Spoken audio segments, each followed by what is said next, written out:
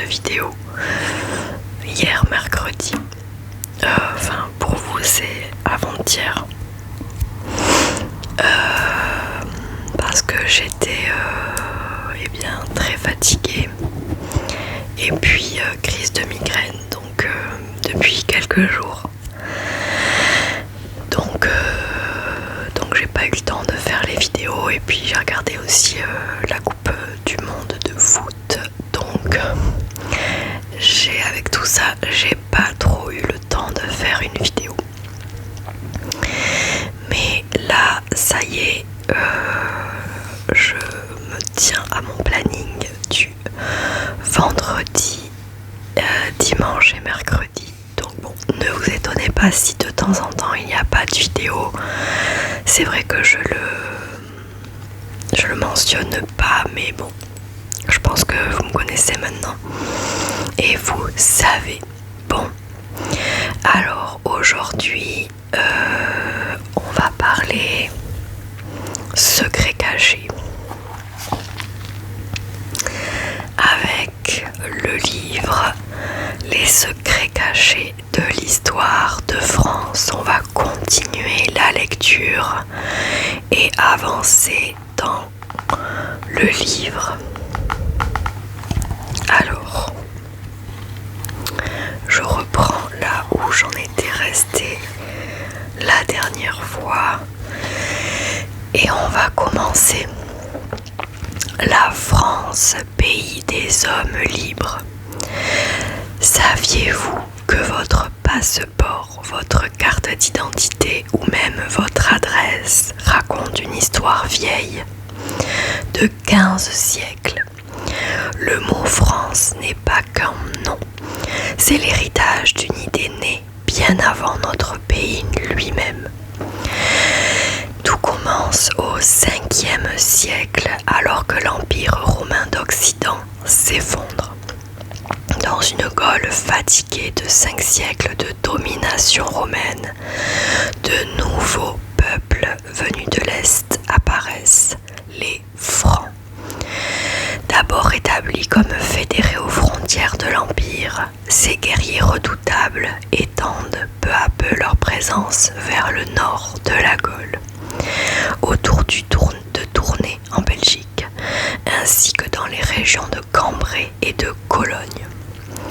Mais que signifie ce nom franc? Ah, la mouche.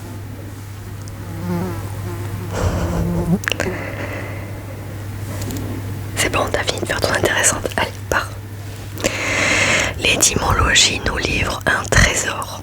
Le terme francus, nom d'un peuple germanique, en vint progressivement à signifier homme libre. Dans le latin médiéval, dans la société germanique, être franc s'opposait à la condition d'esclave ou de sujet conquis. Le franc était celui qui possédait ses droits, pouvait porter les armes, participer aux assemblées de guerriers et décider de son destin. Cette valorisation de la liberté n'était d'ailleurs pas étrangère aux populations gauloises déjà présentes sur le territoire. Les Celtes avaient eux-mêmes une forte tradition d'indépendance, comme en témoigne la résistance de Vercingétorix face à César. Il y a donc eu sur ce point une forme de continuité culturelle entre les différentes populations qui ont forgé l'identité française. Au 5e siècle, les Francs se divisent en deux grands groupes. Les Francs saliens, ceux de la mer, installés près de l'embouchure du Rhin, et les Francs ripuaires, ceux de la rive, établis le long du Rhin. C'est du premier groupe qu'émerge la dynastie mérovingienne et son roi le plus célèbre, Clovis. Après sa conversion au christianisme vers 496, Clovis unifie les différentes tribus franques et conquiert une grande partie de la Gaule, posant les fondations de ce qui deviendra la France. Le royaume des Francs, la Francia en latin médiéval, s'étend alors de la Loire jusqu'au Rhin, couvrant une large partie du nord de la Gaule. Ce nom de Francia commence à désigner non plus seulement un peuple, mais un territoire, une entité politique. La Francie occidentale, qui se distinguera après le traité de Verdun en 843, deviendra progressivement la France. Plus fascinant encore, l'influence de ce concept de liberté s'est propagée dans la langue elle-même. Du mot franc sont nés des termes comme franchise, qui désignait au Moyen-Âge un privilège, une exemption accordée par le roi. Être affranchi, c'était être libéré du statut d'esclave ou de serf. Parler franchement, c'est s'exprimer librement, sans contrainte. Notre langage quotidien porte encore l'empreinte de cette valorisation de la liberté. Cette notion d'affranchissement s'inscrit dans une longue évolution politique et sociale. Au fil des siècles, l'idée que les habitants de la France sont des hommes libres s'est transformée. D'abord réservée à une élite guerrière, cette liberté s'est peu à peu étendue, non sans heurts ni résistance. Des chartes communales du XIIe siècle à la Révolution française, en passant par les États généraux, l'histoire de France peut se lire comme une lente extension de cette condition d'homme libre à l'ensemble des habitants du territoire. La devise liberté, égalité, fraternité n'est donc pas apparue par hasard en 1789. Elle puise dans un terreau identitaire ancien où être français et être libre partageaient la même racine linguistique et symbolique. Quand les révolutionnaires proclament les droits de l'homme, ils renouent, peut-être sans le savoir, avec l'étymologie même de leur pays. Cette connexion entre le nom du pays et la notion de liberté est d'ailleurs assez rare dans le paysage mondial. Peu de nations peuvent se targuer de porter en leur nom même un idéal politique aussi fort. Cela explique peut-être pourquoi la France a si souvent été perçue à travers l'histoire comme un phare d'idées libérales et émancipatrices malgré toutes les contradictions et les zones d'ombre de son passé. Car bien sûr, cette histoire n'a jamais été linéaire. La France a connu l'esclavage, la colonisation, des périodes d'autoritarisme. L'idéal contenu dans son nom a souvent été trahi ou appliqué de façon restrictive. Mais il est resté là, comme un horizon, une promesse inscrite jusque dans les sonorités du mot France. Et si finalement ce n'était pas un hasard, si la liberté qui dans le peuple est devenue le symbole le plus célèbre de notre nation, au fond, peut-être que la France n'a jamais eu qu'un seul véritable nom, celui de la liberté. Partie numéro 2, les potins royaux. Le roi Soleil en talons, un claquement distinct résonne sur le parquet de Versailles. Ce n'est pas le bruit d'un simple soulier, mais celui d'un pouvoir qui avance. Louis XIV fait son entrée, perché sur des talons hauts d'un rouge éclatant.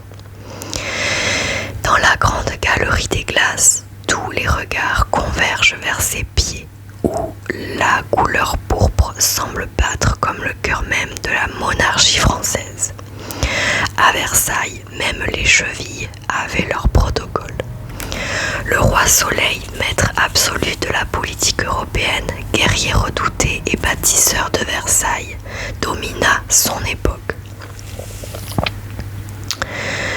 Mais il fut aussi, contre toute attente, un précurseur de la mode des talons hauts. Et pas n'importe quel talon, des souliers ornés de rubans, rehaussés de plusieurs centimètres et surtout parés d'un rouge si intense qu'il semblait capter la lumière du soleil. Son emblème personnel. On pourrait dire qu'avant de conquérir l'Europe, Louis XIV avait d'abord conquis quelques centimètres supplémentaires. Cette passion royale pour les souliers surélevés n'était pas qu'affaire de coquetterie. Louis XIV, qui mesurait environ 1,65 m, taille tout à fait respectable pour l'époque, mais peut-être insuffisante pour son ego, trouvait dans ses talons un moyen de se grandir littéralement. Chaque centimètre supplémentaire renforçait l'aura du monarque face à ses courtisans. Les talons venaient initialement de Perse, où les cavaliers les utilisaient pour mieux tenir leur étrier. L'influence italienne avait ensuite apporté cette tendance en France, mais c'est véritablement Louis XIV qui transforma ce qui n'était qu'un accessoire pratique en un emblème de pouvoir. Ainsi, les cavaliers persans n'imaginaient pas qu'un jour, leur invention pourrait monter à cheval ferait vaciller la noblesse française sur les marches de Versailles. Le rouge des talons n'était pas non plus laissé au hasard. Cette couleur traditionnellement associée au pouvoir, au luxe et à la noblesse, le pourpre était historiquement réservé aux empereurs romains, devint sous son règne une prérogative aristocratique strictement encadrée. Les talons rouges étaient ainsi réservés à l'élite afin de les distinguer visuellement du reste de la population. Jamais dans l'histoire un droit de semelle n'avait été aussi convoité. La stratégie était limpide. En quelques pas, on pouvait identifier qui appartenait au cercle des privilégiés. Dans un système où l'apparence déterminait le rang social, cette distinction chromatique sous la semelle valait tous les titres de noblesse. Le plus amusant, c'est que cette mode masculine précéda l'adoption des talons hauts par les femmes. Les courtisanes et les dames de la noblesse, voyant leur époux se pavaner sur des souliers surélevés, adoptèrent progressivement cette tendance, mais souvent avec des talons plus modestes. Le roi restait ainsi le plus élevé de tous, même dans ce domaine frivole. La mode lancée par le roi Soleil survécut à son règne, mais perdit progressivement de sa hauteur. Vers la fin du XVIIIe siècle, les talons masculins devinrent plus discrets avant de disparaître presque complètement avec la Révolution française. Comme si la chute de la monarchie avait aussi entraîné celle des talons aristocratiques. La Révolution française fut ainsi peut-être la première révolte de l'histoire où prendre le pouvoir signifiait aussi perdre quelques centimètres. Ensuite, prank royal. Chaque printemps, les Français se laissent prendre à l'un des plus vieux pièges de l'histoire, le poisson d'avril. On s'amuse à offrir de faux présents, à tendre des pièges innocents, à faire des blagues. Mais d'où vient cette tradition malicieuse ? Certains aiment en faire remonter l'origine à une décision royale vieille de 5 siècles. Celle du jeune Charles IX qui, en 1564, bouleversa le calendrier du royaume. Sans le savoir, le roi semait peut-être les graines d'une farce nationale appelée à durer.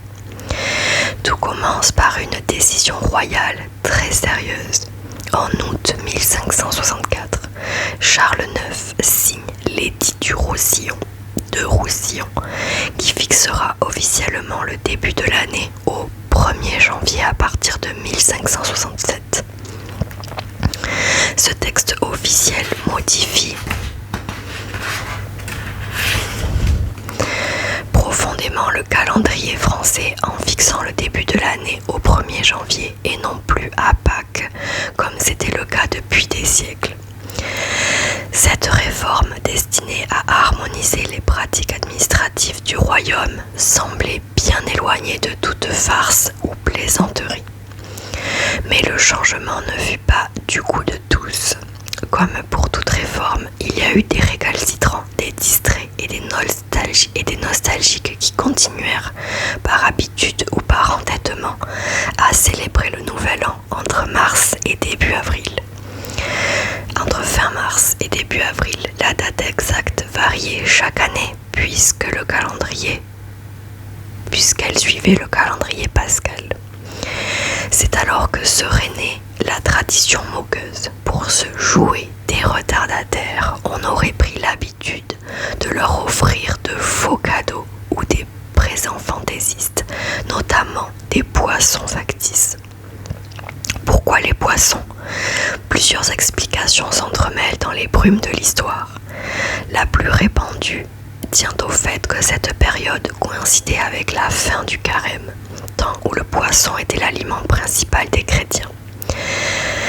Offrir un faux poisson à quelqu'un qui célébrait un faux nouvel an avait donc une certaine logique malicieuse. D'autres voient dans ce choix une référence au signe du zodiaque des poissons qui règne sur la fin mars et le début avril. Les premières farces restaient relativement innocentes. On accrochait discrètement un petit poisson en papier dans le dos d'un courtisan distrait. On envoyait quelqu'un chercher un objet inexistant ou on annonçait de fausses visites prestigieuses. La tradition s'enrichit peu à peu et chacun rivalisait d'ingéniosité pour créer la plaisanterie la plus subtile ou la plus mémorable. La coutume se répandit rapidement dans toutes les couches de la société française. Dans les villes, le 1er avril devint jour de plaisanterie et de petites mystifications. Dans les campagnes, la tradition prit des formes plus rustiques, souvent liées aux travaux agricoles saisonniers.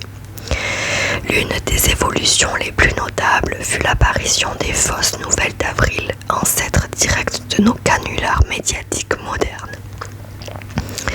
Au XVIIIe siècle, les journaux commencèrent à publier, le 1er avril, des informations fantaisistes ou exagérées, testant la crédulité de leurs lecteurs. Cette pratique s'amplifia considérablement au XIXe siècle, quand la presse à grand tirage permit de toucher un public plus large. La tradition franchit les frontières avec une facilité surprenante. En Angleterre, elle fut adoptée sous le nom d'April Fool's Day, tandis que l'Écosse y a ajouté sa touche personnelle avec le Hunting the Gowk, la chasse au coucou. En Italie, en Allemagne, puis jusqu'en Inde et au Japon, la coutume française se répandit, parfois adaptée aux cultures locales, mais conservant toujours l'esprit de la plaisanterie printanière. Charles IX, en signant son austère réforme calendaire, ne se doutait certainement pas qu'il allait involontairement créer l'une des traditions les plus endurantes et universelles de France.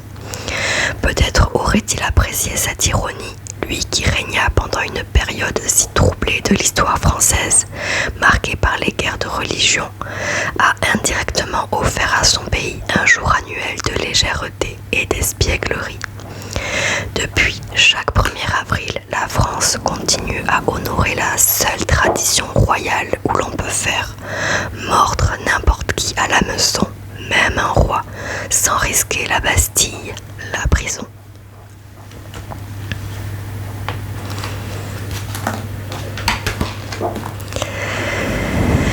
Et voilà les amis, on va continuer la lecture de ce livre un peu plus tard. J'espère que ça vous a plu, que vous avez appris des choses. En tout cas moi oui, j'ai appris des choses. Encore désolée de ne pas avoir publié de vidéos mercredi dernier. J'étais franchement fatiguée et je le suis encore. Voilà, en plus avec la chaleur qui arrive, je vous fais pas de dessin. quasiment dans le noir. J'ai fermé mon rideau aux 3/4 là. J'aime pas du tout cette lumière d'ailleurs. Bon. C'est trop... parce que j'ai un transat et en fait le soleil tape sur le blanc et ça me revient dans le visage. C'est très désagréable. Bref. Voilà les amis, j'espère que vous allez bien, que tout se passe bien, que vous avez la santé, le moral. J'ai refait mes ongles. Alors à la caméra ils font très rose fluo, mais en fait ils sont plutôt orange. Orange, corail, rose, rose. Voilà. Voilà les amis. Donc je vous laisse ici. Je vous retrouve dimanche. Ça quasi sûr parce que je pense qu'après cette vidéo tournée, je vais tourner la vidéo de dimanche parce que ce week-end, je ne suis pas disponible pour tourner. Donc voilà. Je vous fais de très gros bisous les amis. Prenez soin de vous, buvez de l'eau, soyez prudents, soyez heureux. En tout cas moi je vous souhaite tout le bonheur du monde. Je vous dis à dimanche et puis d'ici là soyez heureux.